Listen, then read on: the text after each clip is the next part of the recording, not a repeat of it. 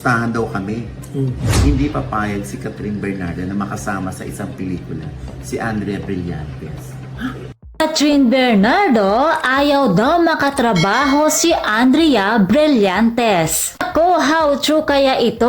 Ayon kasi sa isang chika sa latest vlog ng talent manager na si OG Diaz sa kanilang YouTube channel na OG Diaz Showbiz Update, ayaw daw maka-eksena ni Catherine Bernardo si Andrea Brillantes sa isang pelikula. Ani ni OG, may nagchika nga sa akin, pustahan daw kami, hindi papayag si Catherine Bernardo na makasama sa isang pelikula si Andrea Brillantes dahil ang rason daw or dahilan ni Catherine dati daw kasing na-link itong si Andrea Brillantes sa boyfriend ni Catherine na si Daniel Padilla. Ayon pa kay OG Diaz, sobrang crush na crush daw kasi ni Andrea Brillantes dati si Daniel Padilla. Doon na nga nag-start na na-link itong dalawa. Iyon din daw ang dahilan kung bakit nagkatampuhan sina Catherine Bernardo at Daniel Padilla dahil kay Andrea Brillantes.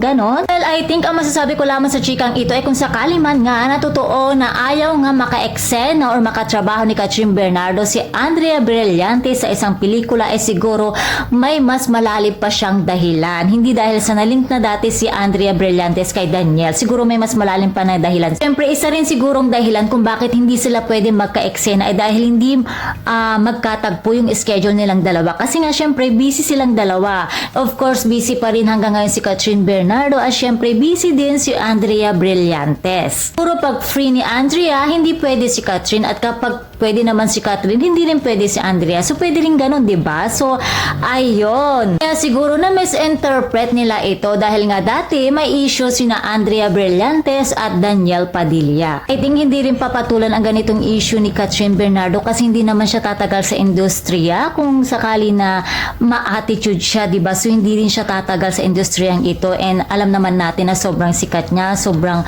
alam mo yun, namamayagpag talaga yung career ng batang iyon. Ganon din naman si Andrea Brillantes na talagang gumagawa na din ng pangalan sa industriyang ito. Kaya pareho sila na alam mo yun na buhay ang career. So hindi naman sila magtatagal kung ma-attitude silang dalawa. Ganon mga chikadoras, abangan pa natin ang mga latest showbiz update and please don't forget to like, share, and subscribe my channel. Thank you for watching!